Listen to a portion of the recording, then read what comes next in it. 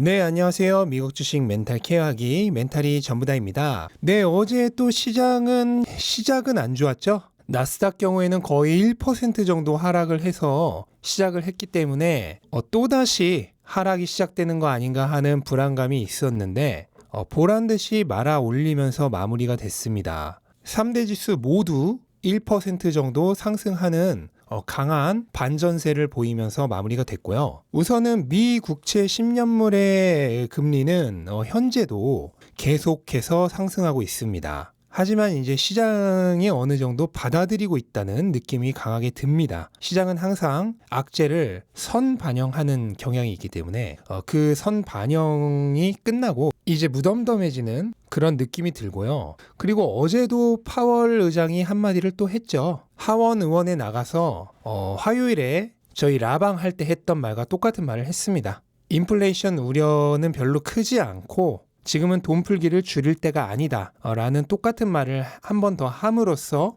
시장이 완전히 안심을 했다고 볼 수가 있겠죠. 근데 이게 파월 의장이 하는 말은 뭐 매번 그냥 각본에 써져 있는 거 똑같은 얘기 하는 거예요. 그런데도 시장이 지금 워낙 지금 투자 심리가 불안하니까 이거를 믿지를 못하고 자꾸 안 좋은 반응을 보이다가 확인이 되면 또 오르고 이런 패턴을 반복하고 있습니다. 이거는 뭐냐면 파월 의장은 가위바위보 할 때 나는 주먹 낼 거야 라고 얘기를 하는데 지금 투자자들이 멋대로 제가 주먹 낸다고 했다가 내가 보재기 내는 걸 이용해서 가위를 내면 어쩌지? 이런 걱정을 지금 하고 있는 거예요. 근데 파월은 계속 주먹만 내고 있거든요. 그러면 그냥 보자기를 내면 되는데 지금 심리가 안 좋으니까 특히나 더 과민 반응을 하는 거죠. 어쨌든 그런 와중에도 다우는 특히나 좋습니다. 다우는 어제 신고가를 경신을 했어요. 국채 금리가 올라가고 경기 확장이 예상될 때는 기술주보다 가치주로 투자자들의 돈이 더 많이 몰리기 때문에 당연한 현상이고요. 하지만 그렇다고 해서 이제 와서 코카콜라를 사실 분들은 없으시잖아요. 결국 이것도 다시 돌고 돕니다. 돌고 돌고 성장주는 지금 일시적인 시장의 선제 반응에 굉장히 과민 반응을 일으킨 거다. 그리고 어느 정도의 금리 상승에 대한 디프레싱은 받겠지만 결과적으로 그거를 뛰어넘는 성장 가능성이 있는 기업들은 아무런 문제가 되지 않습니다. 누가 자꾸 밑에서 1,000원씩 빼가는데 나는 10,000원씩 벌어온다면은 결국 통장 잔고는 느는 거잖아요. 그거랑 똑같습니다. 네, 그리고 게임스탑이 어제 CEO가 바뀌고 향후 온라인 사업 쪽으로 진출을 하겠다는 발표를 하면서 100% 넘게 2배 넘게 하루 만에 또 폭등을 했습니다. 근데 물론 이렇게 사업 그 계획을 발표를 한다고 한 사실만으로 이렇게 폭등을 하는 거는 사실 무리고 예전에 이제 몰려있던 투기 수요가 또 한번 좋은 건수를 찾았다라고 하면서 몰려든 것도 있겠죠.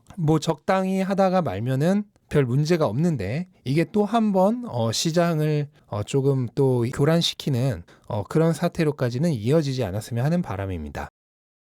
네, 그리고 엔비디아가 실적을 발표를 했는데 나쁘지 않은 것 같아서 지금 애프터장에서 조금 오르고 있어요. EPS가 3.1달러로 시장 예측치인 2.81달러보다 10% 정도 더 높게 나왔고요. 작년 동기 대비해서는 64% 오른 수치입니다. 그리고 분기 매출도 50억 달러로 시장 예측치인 48억 달러를 약간 상회를 했고 작년 동분기에 31억 달러보다는 마찬가지로 60% 이상 오른 수치입니다. 굉장히 좋죠. 시장 분위기가 조금 더 좋을 때였으면 아마 더 반응이 좋지 않았을까 하는데 그리고 추가적으로 마이닝, 채굴을 위한 그래픽카드를 또 새로 발표한다는 얘기도 했습니다. 현재 엔비디아의 주가는 비트코인과 굉장히 연관성 있게 움직이는 부분이 있어요. 비트코인 채굴을 위한 그래픽카드 수요가 엄청나거든요. 그거를 잘 알고 암호화폐 채굴을 위한 그래픽카드를 새로 발표한다고 한 거는 굉장히 회사 주가에 긍정적인 영향을 주는 발표가 아닌가 생각을 합니다.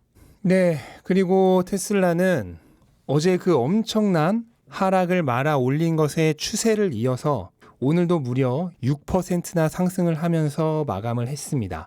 742달러까지 주가를 회복을 했고요. 지금 현재까지의 모양만 보면은 완벽한 V자 반등을 그릴 것 같은 그런 기세로 올라오고 있는데 단기적으로는 모르겠습니다. 이게 이대로 V자 반등을 할지 아니면 780 정도의 저항선에서 한번 막혀서 주가가 한 번 더 떨어졌다, 흔히 말하는 이중 바닥을 찍고 다시 상승을 할지 그런 단기적인 거는 알 수가 없고, 일단 어제의 주가 하락은 이제 패닉 셀링이 겹쳐진 거고요. 그럴 때 판 사람들은 지금 이렇게 오르는 걸 보면서 진짜 피눈물을 흘리죠. 하지만 그럴 때 산 사람들은 아주 해피하겠죠.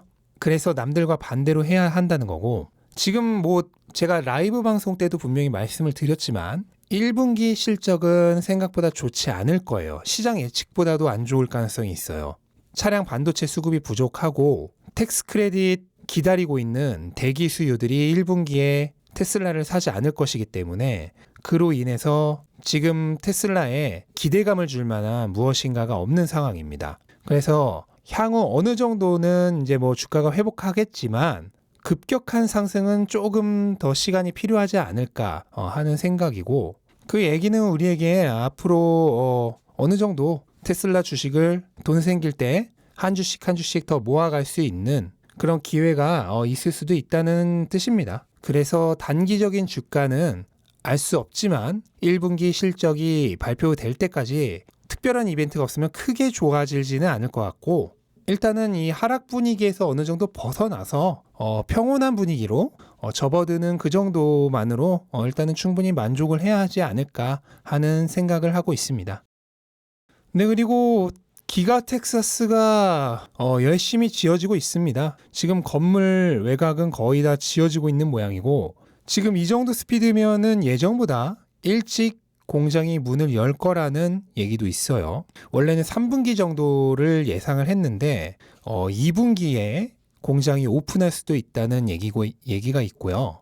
그렇게 되면 사이버 트럭의 양산 시점이 올해 12월 정도에서 조금 더 앞당겨질 가능성도 있죠. 사이버 트럭은 지금 테슬라의 뭐 거의 구원투수급의 그런 엄청난 기대를 받고 있는 모델인데, 하루빨리 실전에 투입될 수 있다면은 주가에 더욱더 긍정적인 영향을 미칠 것 같습니다. 그래서 지금 테슬라는 1, 2분기보다도 3, 4분기에 정말로 큰 호재들이 다 몰려 있습니다.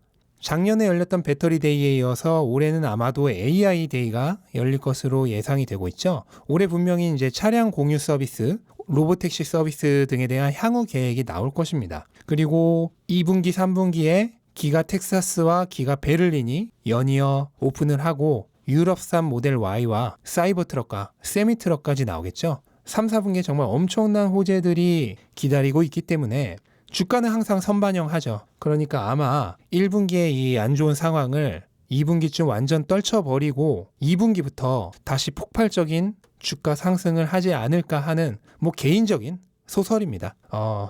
희망사항을 얘기해 봤습니다.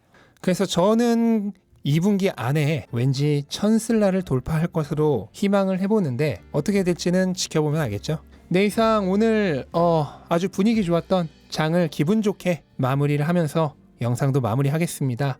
이미 평단가 위로 올라오신 분도 많이 계실 것 같고, 아직은 평단가보다 조금 낮아서 두려우신 분들도 많으실 것 같은데, 힘든 순간에 다 같이 함께 하면서 잘 이겨냈으면 좋겠습니다. 내 영상 도움되셨다면요, 구독과 좋아요 꼭 눌러주시고요. 오늘 하루 기분 좋게 시작하시기 바랍니다. 감사합니다.